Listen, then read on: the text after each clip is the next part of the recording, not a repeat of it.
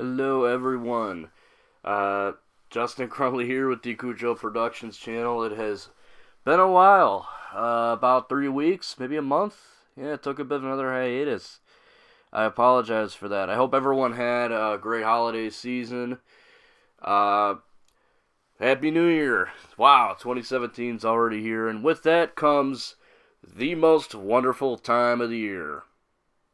I'm, of course, talking about the NFL playoffs. All right, as you can see by the picture on your screen, there are the matchups right there. Not counting New England, Kansas City, Dallas, and Atlanta. We have the matchups there, and what I'm gonna do today is I'm gonna look at each matchup this coming weekend, and I'm gonna give my thoughts on each game, and I'm gonna tell you who I think is going to win.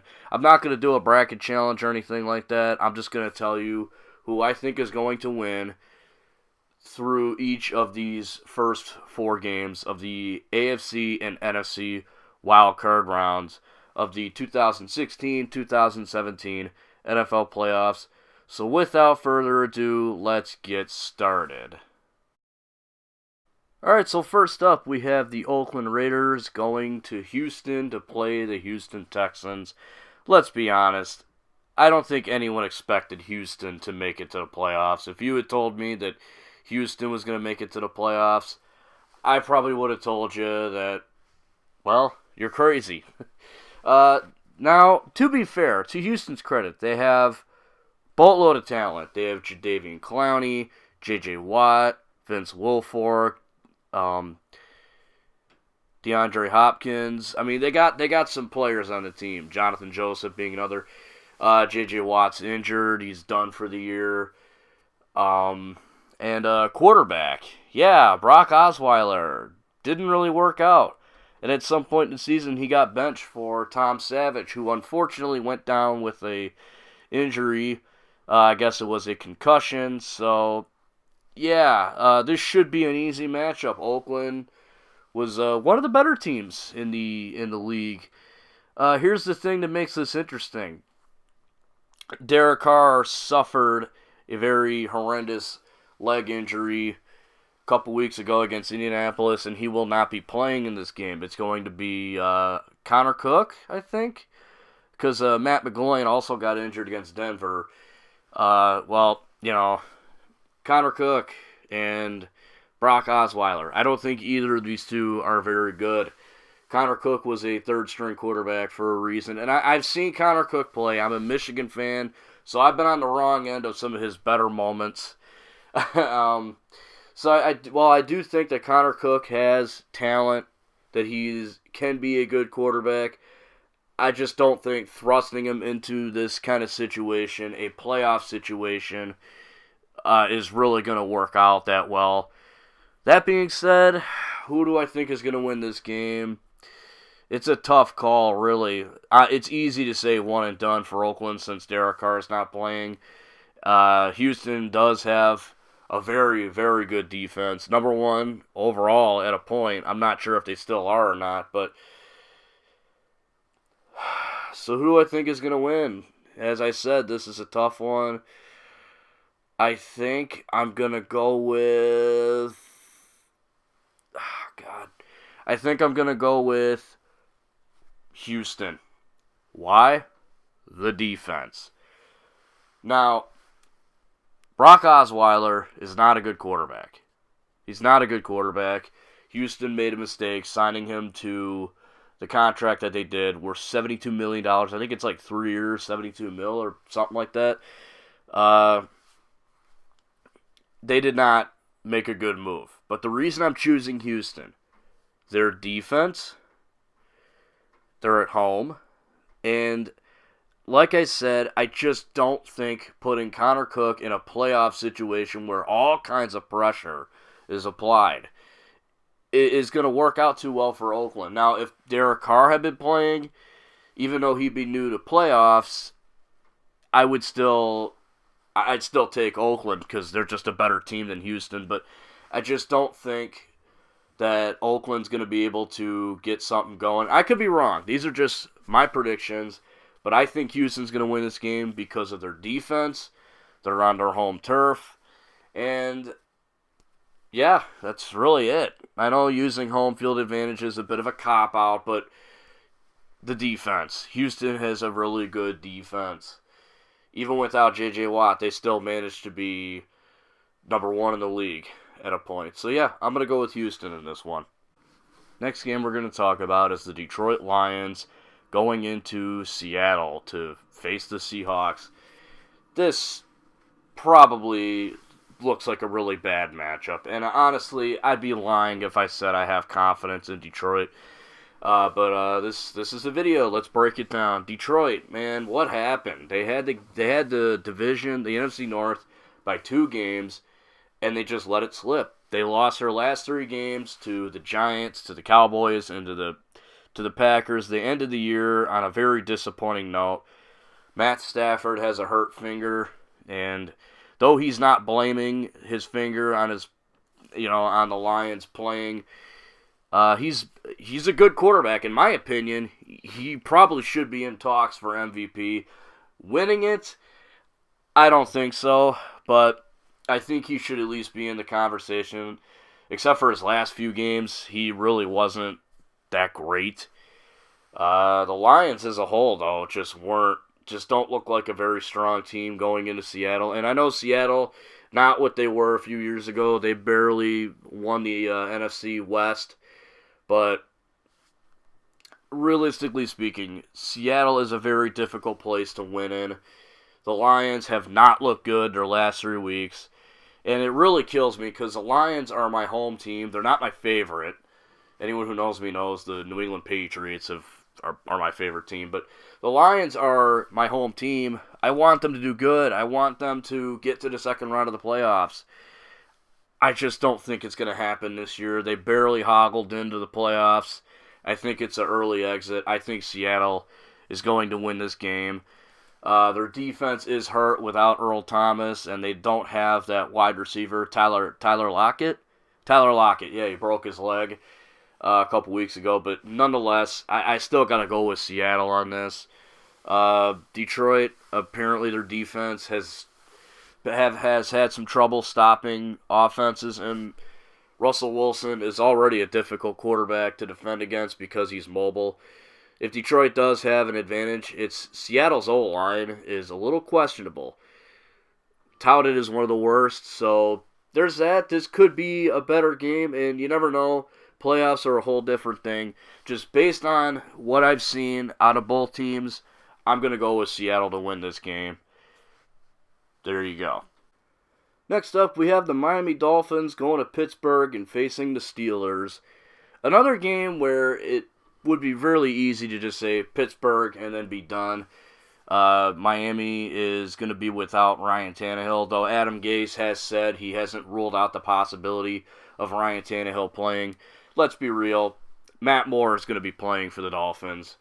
And Matt Moore, yeah, he looked pretty good in his last few weeks, but I'm just not convinced that he's a good quarterback. Again, he's a backup for a reason. In Pittsburgh, they got Le'Veon Bell, Antonio Brown, and Ben Roethlisberger, arguably the scariest trio of guys to play in the NFL.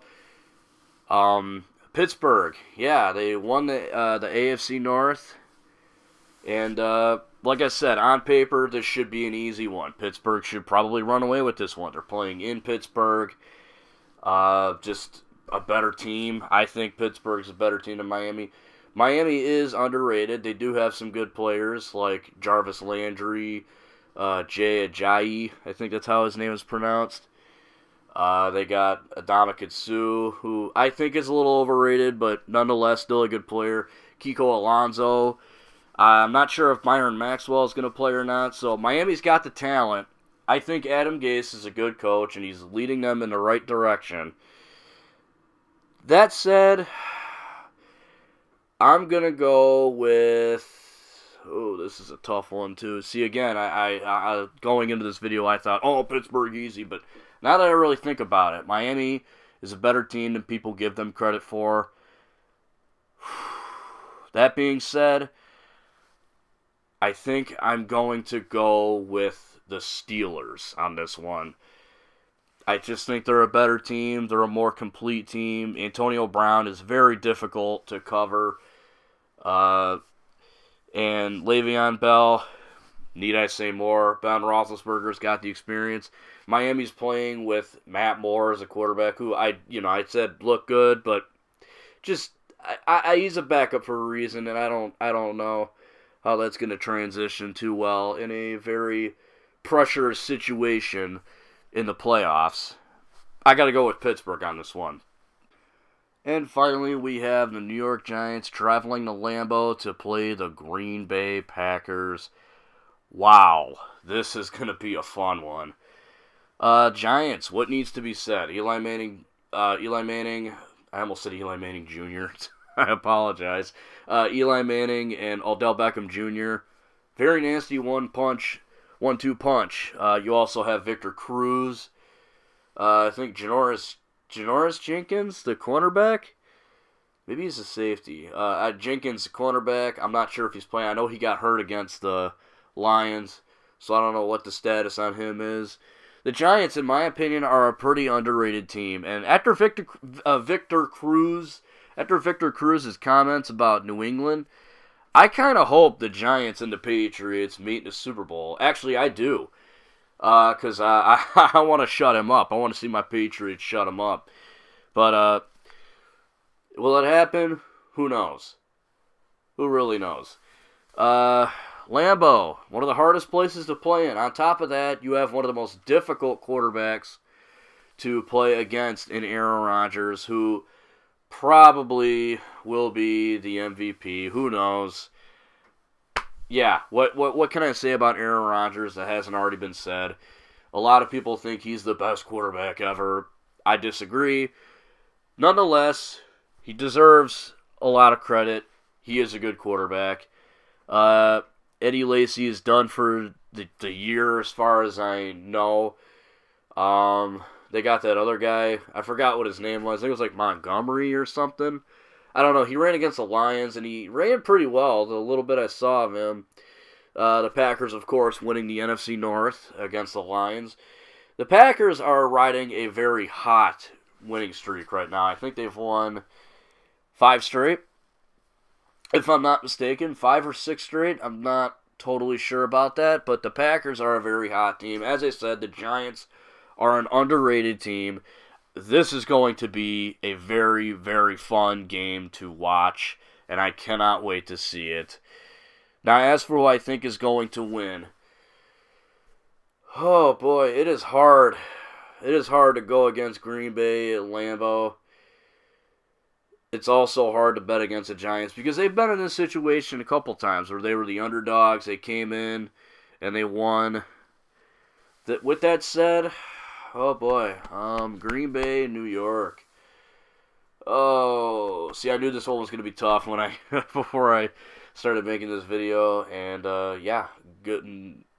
Needless to say, I was right. This is a very tough one. I haven't gone with an upset yet. Kind of. Sort of. It depends what you take by Oakland, Houston. I took Houston. Oakland might be favored. I don't know how that one is going to work out, but we're not talking about that. We're talking about New York, Green Bay.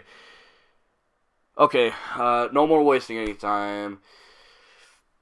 I'm going to take New York. I'm going to take the Giants to beat the Packers at Lambeau to, in some cases, shock the world.